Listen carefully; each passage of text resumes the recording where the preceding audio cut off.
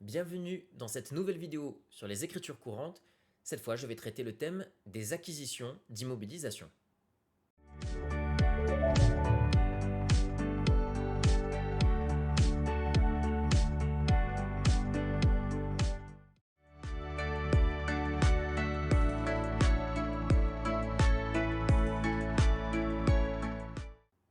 Qu'est-ce qu'une immobilisation? Une immobilisation, commençons par les immobilisations corporelles, c'est un actif physique détenu soit pour être utilisé dans la production ou la fourniture de biens ou de services, soit pour être loué à des tiers, soit à des fins de gestion interne et dont l'entité attend qu'il soit utilisé au-delà de l'exercice en cours. J'ai souligné, comme d'habitude, les termes importants. Donc l'idée, c'est qu'une immobilisation, ça commence par un investissement dans du capital technique. On distinguera les immobilisations corporelles, incorporelles et financières. Ici, il s'agit de parler essentiellement des immobilisations corporelles, donc qui sont tangibles, physiques, mais simplement, je ne sais pas, prenez l'exemple d'un tracteur, par exemple, pour un agriculteur, alors qu'une immobilisation incorporelle, ce serait par exemple l'acquisition d'un brevet, donc c'est plutôt un droit à faire quelque chose, tandis qu'une immobilisation financière, ce serait par exemple l'acquisition d'un titre, d'une action, par exemple, détenue à long terme. Donc ici, encore une fois, je vais me concentrer sur les immobilisations corporelles. Donc retenez que ça peut être utilisé soit pour produire soi-même, soit pour être loué, soit, vous voyez, dans tous les cas, à des fins de gestion interne. Mais quoi qu'il en soit, le point commun, c'est que l'on s'attend à ce que cet investissement, ce capital, cette machine, soit utilisé au-delà de l'exercice en cours. Donc c'est la différence avec l'achat simple d'une matière première dont on va supposer qu'elle va être utilisée dans les jours ou les semaines ou les petits mois qui viennent. Là vraiment une immobilisation, c'est un élément qui va être acquis durablement. Une immobilisation incorporelle cette fois. C'est un actif non monétaire, donc non financier, sans substance physique. Alors comment peut-on l'identifier? Par exemple, si elle est ce que l'on appelle séparable des activités de l'entité, c'est-à-dire susceptible d'être vendue, transférée, louée ou échangée de manière isolée ou avec un contrat. Si vous prenez un brevet, bien sûr qu'on ne peut pas toucher un brevet, mais c'est bien un droit qui est séparable des activités. Séparable, ça veut donc bien dire qu'on peut le revendre. On peut acheter un brevet, on peut le revendre, on peut le transférer, on peut le louer. Ou alors, si cet actif résulte d'un droit légal ou contractuel, même si ce droit n'est pas transférable ou séparable de l'entité. Donc il peut y avoir des cas, par exemple, où vous avez un droit d'utilisation à utiliser un terrain, par exemple. On dira que ça n'est pas séparable des activités parce que on ne pourra pas revendre le droit à utiliser le terrain sans revendre le terrain en lui-même. Donc ça veut dire que le droit est rattaché directement à ici une autre immobilisation, en l'occurrence le terrain. Donc c'est non séparable, pour autant, il y a bien un droit qui lui-même est identifié. Donc c'est ce que l'on appelle une immobilisation incorporelle. Qu'est-ce qu'une immobilisation? Une immobilisation, commençons par les immobilisations corporelles, c'est un actif physique détenu soit pour être utilisé dans la production ou la fourniture de biens ou de services, soit pour être loué à des tiers, soit à des fins de gestion interne et dont l'entité attend qu'il soit utilisé au-delà de l'exercice en cours. J'ai souligné, comme d'habitude, les termes importants. Donc l'idée, c'est qu'une immobilisation, ça commence par un investissement dans du capital technique. On distinguera les immobilisations corporelles, incorporelles et financières. Ici, il s'agit de parler essentiellement des immobilisations corporelles, donc qui sont tangibles, physiques, mais simplement, je ne sais pas, prenez l'exemple d'un tracteur, par exemple, pour un agriculteur, alors qu'une immobilisation incorporelle, ce serait par exemple l'acquisition d'un brevet, donc c'est plutôt un droit à faire quelque chose, tandis qu'une immobilisation financière, ce serait par exemple l'acquisition d'un titre, d'une action, par exemple, détenue à long terme. Donc ici, encore une fois, je vais me concentrer sur les immobilisations corporelles. Donc retenez que ça peut être utilisé soit pour produire soi-même, soit pour être loué, soit, vous voyez, dans tous les cas, à des fins de gestion interne. Mais quoi qu'il en soit, le point commun, c'est que l'on s'attend à ce que cet investissement, ce capital, cette machine, soit utilisé au-delà de l'exercice en cours. Donc c'est la différence avec l'achat simple d'une matière première dont on va supposer qu'elle va être utilisée dans les jours ou les semaines ou les petits mois qui viennent. Là vraiment une immobilisation, c'est un élément qui va être acquis durablement. Une question très importante qui se pose est celle du coût d'entrée de l'immobilisation qui est acquise. Une immobilisation, je vous l'ai dit, c'est le résultat d'un investissement qui est réalisé par l'entité. Cette immobilisation présente un certain coût d'entrée dans le bilan que l'on va déterminer de la manière suivante. Ce sera d'abord le prix net de toute remise. Ça veut dire que si vous avez par exemple un rabais, une ristourne ou un escompte, il faut en tenir compte et cela va venir réduire le montant que l'on inscrira, vous le verrez, dans un compte de la classe 2. C'est très important parce que si vous avez suivi notamment la vidéo sur l'escompte, dans le cas de l'achat par exemple de marchandises ou de matières premières, l'escompte apparaît directement dans l'écriture comptable. Et bien vous allez voir ici que ça n'est pas le cas parce que, y compris les réductions financières, vont venir en réduction du montant de la valeur brute, dit autrement la valeur d'entrée de l'immobilisation. Inversement, il va falloir incorporer ce que l'on appelle certains frais accessoires. On va voir tout de suite de quoi il s'agit. Alors ici, j'ai parlé d'une immobilisation acquise. Je fais une toute petite parenthèse sur une immobilisation qui serait produite en interne. Dans ces cas-là, vous le verrez, cela va être estimé au coût de production, donc dit autrement, l'ensemble des charges qui auront été directement nécessaires pour pouvoir produire cette immobilisation. Quels sont donc les frais accessoires qui peuvent être incorporés directement à la valeur brute? Alors le PCG définit toute une liste de frais accessoires incorporables. Je vous renvoie d'ailleurs sur Internet, tout simplement, vers la définition très précise du PCG, mais je vais ici résumer. De manière générale, pour que les frais accessoires soient incorporables, ils doivent répondre aux critères généraux suivants. D'abord, être rattachables directement à l'immobilisation. C'est extrêmement important et c'est d'ailleurs la même idée pour les immobilisations qui sont produites en interne. Il y a les charges directes, par exemple, imaginons que vous ayez acquis une machine et que cette machine, pour arriver jusqu'à l'usine, nécessite un coût de transport. Il n'y a pas de doute, ça veut dire que ce coût de transport va être incorporé directement au montant de l'immobilisation. Inversement, imaginez par exemple que pour, je ne sais pas moi, négocier avec le fournisseur, eh bien, il a fallu prendre du temps, il y a eu des charges administratives. Ce qu'il faut savoir, c'est qu'en fait, les charges administratives, elles sont, par le PCG, considérées comme trop générales pour être directement affectables à un actif. Je sais pas, mais par exemple, imaginez que pour acquérir l'actif, vous ayez demandé une espèce de mission de conseil à l'expert comptable, etc. L'expert comptable, à la fin, lorsqu'il facture ses honoraires, il facture globalement et l'entreprise va les enregistrer comme, je dirais, des frais généraux.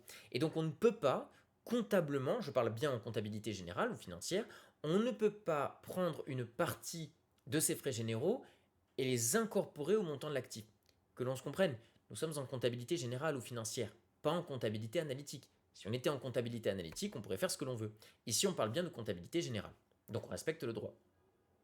Deuxième élément, leur montant doit être précisément mesurable. Donc, ça veut dire qu'il doit y avoir un élément qui permet d'identifier ou de calculer très précisément le montant de la charge incorporable. Également, la date de réalisation doit concorder avec les dates, j'ai dit les dates de l'immobilisation, je vais y revenir dans quelques instants. Enfin, ils ne doivent pas être récupérables. Donc par exemple, on ne va pas enregistrer une caution, on ne va pas on va l'enregistrer dans l'écriture, mais on ne va pas l'incorporer à la valeur brute de l'immobilisation. Pourquoi? Parce que qui dit caution dit que probablement à la fin, on va récupérer ce montant. Donc vraiment, on ne parle que des éléments qui ne sont pas récupérables. Donc de manière générale, posez-vous à chaque fois la question lorsque vous avez un doute sur l'incorporabilité d'une charge rattachable à l'IMO. Donc rattachable directement, précisément mesurable, qui doit correspondre, qui doit se trouver entre les deux dates butoirs, et enfin ne pas être récupérable. Alors prenons quelques exemples. Exemples de frais qui sont inclus, tout ce qui est frais de transport et d'installation, les droits de douane, les honoraires d'intermédiaire. Et alors j'ai mis nouveau, c'est pas vraiment nouveau, parce que ça date d'il y a quelques années maintenant, les frais de formation. Je vais ici être très précis. Si vous regardez par exemple sur Internet, les frais de formation sont-ils incorporables à une IMO? Faites attention parce que selon la date de rédaction de l'article sur lequel vous allez tomber sur des réponses différentes. Certains vous diront oui, certains vous diront non. Alors attention, je vous donne la règle telle qu'elle existe au moment où je tourne la vidéo. En gros, c'est très logique par rapport à ce que j'ai dit précédemment. Dans quel cas peut-on incorporer des frais de formation à une immobilisation? Eh bien dans le cas précis où les frais de formation ne s'expliquent que par l'acquisition et la mise en service de cette immobilisation.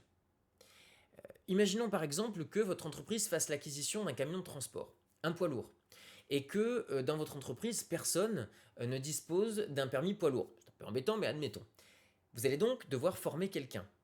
On est bien d'accord que vous n'allez former cette personne que parce que vous avez acquis un poids lourd. Oui, mais ça ne suffit pas. Parce que cette formation n'est pas valable uniquement pour ce poids lourd, mais pour tous les poids lourds. Donc, ça veut dire que certes, les frais de formation sont bien identifiables, certes, ils ont eu lieu à une date potentiellement logique, mais on ne peut pas les incorporer parce qu'ils sont trop généraux. Inversement, on pourrait incorporer des frais de formation qui seraient dus vraiment uniquement donc, par l'acquisition de cette immobilisation, frais de formation non utilisables pour une autre immobilisation. Donc c'est vraiment quelque chose d'ultra précis. Alors le PCG, inversement, exclut de fait certains frais de manière générale, quelle que soit la situation, tous les frais administratifs, qui sont considérés comme trop généraux, et tout ce qui est frais d'entretien et de réparation. Je précise bien une chose ici, on parle de frais d'entretien et de réparation qui auraient lieu après la date de mise en service de l'immobilisation, parce que, a priori, on entretient une immobilisation que si elle a déjà vécu. Qui dit qu'elle a déjà vécu, dit qu'elle a déjà été mise en service, donc de fait, on serait en dehors de la date butoir de prise en compte des frais. Donc retenez cet exemple parce que avec ces quelques éléments, vous pourrez répondre à la plupart des questions qui vous sont posées. Terminons cette première partie générale avec le cas des immobilisations produites en interne. Je vous cite l'article 213-14 du PCG. Le coût d'une immobilisation produite par l'entité pour elle-même est déterminé en utilisant les mêmes principes que pour l'IMO acquise. Donc pareil, dans tout ce qui est frais accessoires, c'est uniquement ce qui est sur les dates butoirs, identifiables, rattachables, etc. Et il peut être déterminé ce coût par référence aux dispositions alors de l'article 213-32, je vous enverrai vers sa lecture, relatives au coût de production des stocks si l'entité produit des biens similaires pour la vente. Ça c'est un petit addendum, c'est pas très important. Je voudrais surtout que vous reteniez ici que en réalité, que l'immobilisation soit produite en interne ou acquise, en fait il n'y a pas vraiment de différence, un peu dans les écritures, mais dans la manière d'incorporer ou non des charges, eh ben, ça doit de toute façon correspondre aux critères que je vous ai édictés. Alors je voudrais à présent que l'on passe à la partie suivante, les fameuses dates de prise en compte.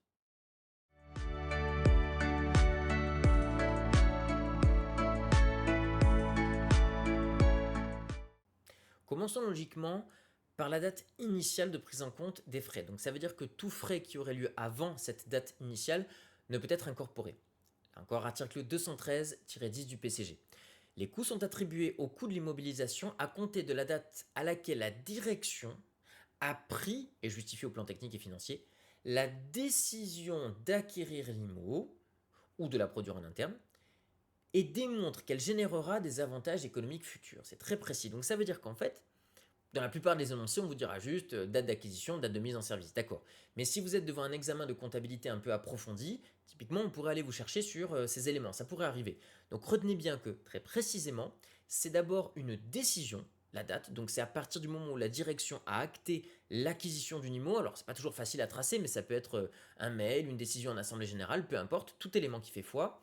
Mais aussi qu'elle a pu démontrer qu'elle générera des avantages économiques futurs. C'est-à-dire que lorsque l'on fait l'acquisition d'une immobilisation, surtout si elle est importante, on doit pouvoir démontrer que on fait cette acquisition parce qu'on en espère tout simplement des bénéfices futurs. C'est très logique, hein, mais vous comprenez que si vous êtes un agriculteur, si vous achetez une moissonneuse-batteuse, bah, vous le faites précisément parce que avec vous allez faire la récolte et que vous vous attendez à être beaucoup plus efficace avec une moissonneuse-batteuse que sans. C'est logique.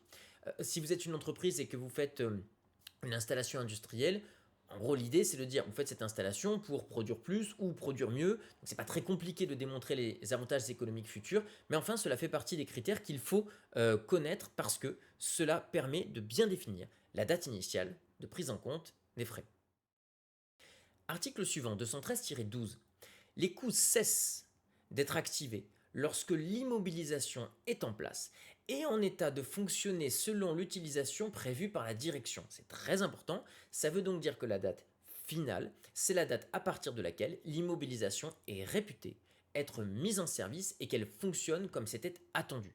Donc dans un cas particulier où, par exemple, le premier test ne serait pas concluant parce que l'immobilisation ne fonctionne pas, alors il va falloir faire de nouvelles dépenses pour que ça fonctionne, calibrage, etc. Donc on n'est pas encore arrivé à la date finale.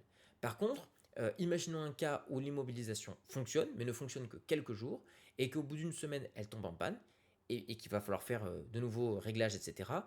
Nous sommes au-delà de la date finale. Donc dès l'instant où l'immobilisation a fonctionné une fois comme c'était attendu, eh bien on considère que ce jour-là, elle est mise en service.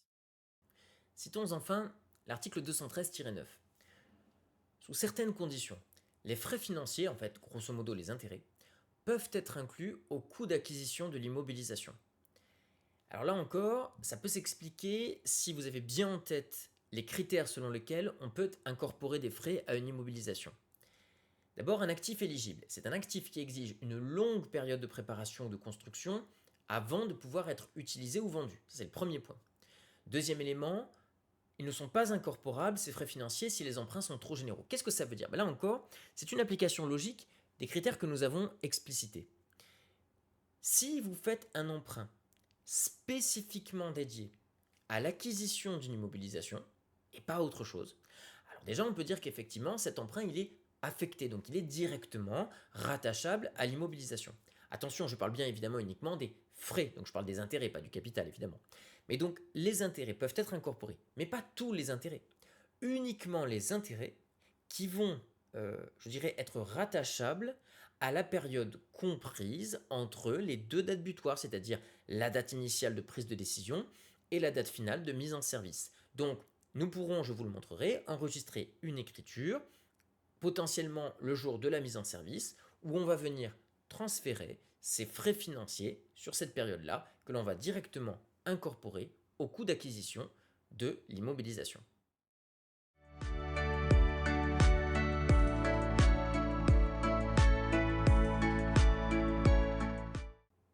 Prenons un premier exemple dans lequel le 15 février, la direction décide d'acquérir un outil industriel de 30 000 euros hors taxe pour augmenter ses capacités de production. La commande est supposée passer le 1er mars, l'outil est prêt le 1er juillet, mais il ne sera installé et on suppose mise en service que le 15 juillet. Enfin, des frais de transport et d'installation sont subis pour 5 000 euros hors taxe. Évidemment, on suppose qu'ils ont lieu entre le moment où on se décide et le moment où on met en place l'immobilisation. Donc regardons tout de suite comment nous allons enregistrer cette écriture d'acquisition. Comment a-t-on enregistré cette écriture? D'abord, vous remarquez que j'ai utilisé le compte 215 qui correspond à l'acquisition d'un matériel industriel et vous notez bien qu'il ne s'agit pas d'un compte de charge mais un compte d'actifs immobilisés, ce qui me permet de rappeler que l'acquisition d'une immobilisation n'a aucun impact sur le résultat. C'est quelque chose qu'il est important d'avoir à l'esprit parce que c'est le genre de question, par exemple, un peu basique qui peut tomber.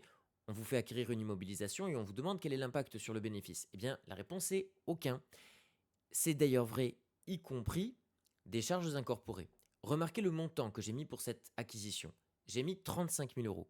Ce qui veut dire que j'avais les 30 000 euros initiaux, mais aussi les 5 000 euros de frais incorporés.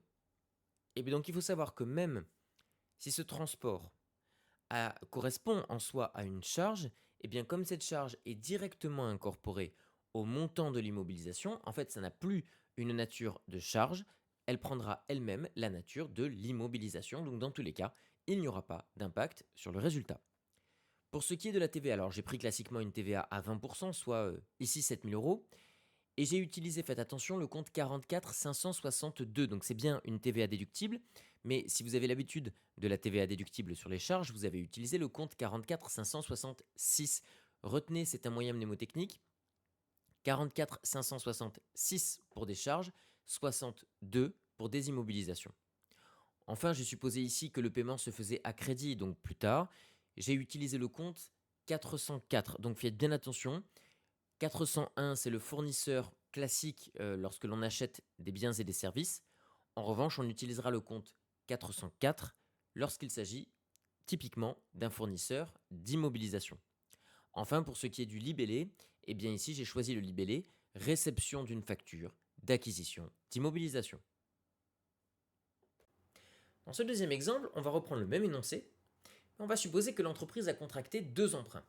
Un premier emprunt, le 25 janvier, un emprunt afin de faire face à une partie des dépenses de l'année, dont pourquoi pas une partie de l'acquisition ou des frais de transport. Le 20 février, un emprunt affecté à l'acquisition de l'immobilisation est contracté. Jusqu'au 15 juillet, on va supposer que les intérêts s'élèvent à 250 euros et 400 euros si on va jusqu'à la fin de l'année. Regardons comment nous allons incorporer ces frais financiers à l'immobilisation. Regardons à présent ce deuxième énoncé. J'attire votre attention sur un élément extrêmement important. Il se trouve que depuis un règlement de 2022 de l'ANC, applicable au 1er janvier 2025, l'écriture que je vais vous montrer volontairement est obsolète. Donc je vais vous montrer d'abord comment nous aurions enregistré cette écriture avant l'application du règlement, et tout de suite après, je vous montrerai avec le même exemple quelles sont les deux possibilités nouvelles qui sont proposées par l'ANC pour enregistrer cette écriture. Alors remarquez d'abord quelques éléments. Je vous rappelle que nous nous situons ici au 15 juillet, c'est-à-dire que nous enregistrons cette écriture le jour de la mise en service de l'immobilisation, comme précédemment. Alors, il y a des éléments qui ne changent pas, notamment le compte 215, le compte 44 562 et le compte 404. Sauf que cette fois-ci, je vais incorporer la quote-part des intérêts qui court depuis la date de la décision jusqu'à la date de la mise en service effective. L'énoncé que je vous ai présenté vous expliquait bien qu'il y avait 250 € d'intérêts qui étaient rattachables, et donc il ne faut pas tenir compte des intérêts payés postérieurement, ou en tout cas qui courent postérieurement à la mise en service effective de l'immobilisation. Donc les 400 € ne sont pas une information dont on va ici tenir compte dans l'écriture. Donc regardez bien encore une fois quelle était l'ancienne méthode.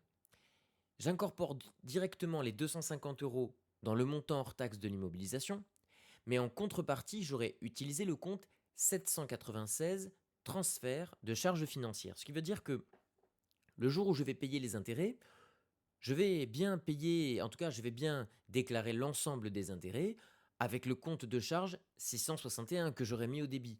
La question ne se pose pas. Mais simplement que pour annuler l'effet fiscal d'une partie de ces charges d'intérêt, j'aurais mis en contrepartie le compte 796 pour 250 €. Ça, c'est donc l'ancienne méthode. Regardons tout de suite maintenant les deux nouvelles méthodes qui existent. Alors la première nouvelle méthode consiste finalement tout simplement, plutôt qu'à utiliser le transfert de charge, puisque cette notion est supprimée à compter du 1er janvier 2025, à tout simplement mettre en contrepartie le compte de charge d'intérêt, mais cette fois-ci au crédit, ce qui va bien venir en diminution de la charge totale d'intérêt que j'aurais déclarée pour cette année-là. Donc lorsque je les déclare, je mets la totalité du montant des intérêts dans le compte 661 au débit, mais je mettrai simplement au crédit le montant qui est rattachable directement à cette immobilisation. Alors c'est pratique, mais il y a une limite. Ça veut dire que si à la fin de l'année, je regarde mes états financiers, finalement, je vais regarder le solde du compte 661. Et ça veut dire que mon solde sera d'autant diminué que j'ai mis un compte 661 au crédit. Ce qui peut poser des questions de lisibilité si je veux retrouver finalement le véritable montant des intérêts que j'ai payés sur l'année. Or, vous savez, parfois, quand on fait de l'analyse financière, il est possible parfois d'utiliser le compte 661 pour déterminer ce que l'on appelle le taux d'intérêt apparent, c'est-à-dire que je vais comparer le solde du compte 661 avec le stock de dette financière. Mais là, je ne peux plus vraiment, parce que si j'annule beaucoup de charges 661 en les mettant au crédit, je ne peux plus vraiment retracer cette information. Alors regardons tout de suite quelle est l'autre possibilité. L'autre possibilité, comme vous le voyez, consiste à utiliser un compte 669. Vous retrouvez d'ailleurs ce fameux 9 en troisième position, qui est vraiment quelque chose qui est classiquement utilisé lorsqu'un compte d'une certaine nature, en l'occurrence une charge, est utilisé de manière contraire aux comptes habituels de la même classe. Donc, je dirais que la place naturelle des comptes 600 est de se retrouver au débit, puisqu'il s'agit de charges qui font baisser le résultat. Là, en l'occurrence, il s'agit du compte 669, puisque c'est une charge qui est mise au crédit, ce qui correspond en réalité à une charge négative. Alors l'avantage de cette méthode est que elle a les mêmes conséquences fiscales d'ailleurs auparavant que le transfert de charge, c'est-à-dire que elle va faire finalement réaugmenter le résultat, donc elle va neutraliser ce transfert de charge qui vont être activés.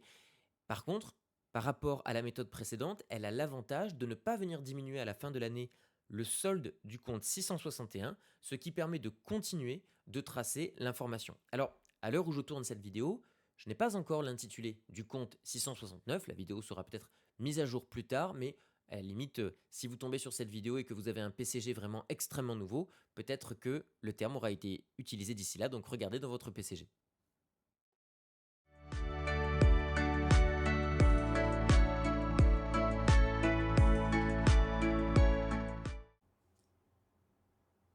Prenons cette fois un exemple dans lequel une entreprise fabrique son propre outillage industriel. On va supposer la chose suivante. On va dire quand n, elle a supporté les dépenses suivantes, donc vous voyez à peu près 65 000 euros, et quand n plus 1, elle a supporté d'autres dépenses pour 35 000 euros. Alors je vous mets ici l'extrait de toutes les dépenses, dont je l'ai mis ici de manière explicite, certaines seront incorporables et d'autres ne le seront pas. Ce que l'on va faire, c'est que je vais vous montrer, même si ce sont des vidéos plutôt sur les écritures courantes, je vais vous montrer comment ça se passe à l'inventaire, et je vous montrerai ensuite comment ça se passe lorsque l'immobilisation est prête. Alors regardons précisément comment nous enregistrons cette écriture. D'abord, vous notez que j'utilise le compte 231, immobilisation corporelle en cours, au débit pour 50 000, ce qui correspond donc au montant de charges consommées durant cet exercice comptable que je peux effectivement rattacher directement à la constitution ou à la création de cette immobilisation. Je n'utilise pas le compte 215, même s'il s'agira bien effectivement d'une installation technique, parce que le compte 215 ne devra être utilisé que lors de la finalisation de cette immobilisation et pas avant. En attendant, j'utilise donc ce compte 231. Au crédit, j'utilise le compte 72 production immobilisée pour le même montant. Remarquez deux choses. D'une part, il s'agit bien d'un compte de la classe 7 qui va venir contrebalancer l'effet fiscal de toutes mes charges rattachées à l'immobilisation. Ce qui veut donc dire que concrètement, lorsque je vais calculer par exemple mon bénéfice, eh bien, ce compte de la classe 7 va être égal au montant des comptes de la classe 6 qui correspondent aux charges pour l'immobilisation. Donc on voit très bien ici par ce calcul que concrètement, la constitution de cette immobilisation n'a pas d'effet fiscal. En revanche, je peux dire que ce transfert de charges vers l'actif, ce que l'on appelle l'activation des charges, me conduira ensuite à pouvoir les amortir sur la durée de vie de l'immobilisation. Regardons à présent cette deuxième écriture. Attention, cette fois-ci, elle est passée non pas à la clôture comptable, mais le jour où l'immobilisation est réputée terminée, c'est-à-dire le 15 juillet N plus 1. Que voit-on? D'une part, de nouveau, l'utilisation du compte 72 au crédit, cette fois-ci pour 30 000, puisqu'il était indiqué dans l'énoncé que pour l'année N plus 1, je n'ai que 30 000 euros de charges incorporables.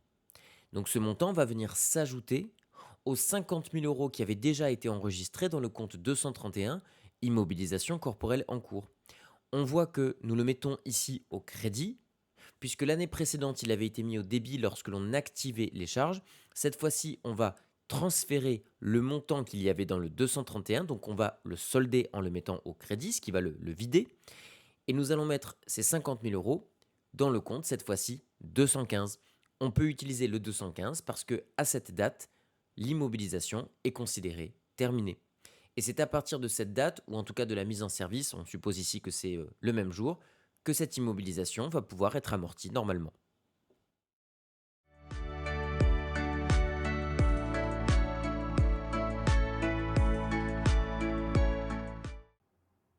Merci d'avoir suivi cette vidéo sur l'acquisition des immobilisations. J'espère comme d'habitude avoir été clair. N'hésitez pas à appuyer sur le pouce bleu, à vous abonner, à commenter ou à me poser toutes les questions. On essaiera comme d'habitude d'y répondre le plus rapidement possible. Je vous remercie une fois de plus et je vous dis à très vite pour une prochaine vidéo.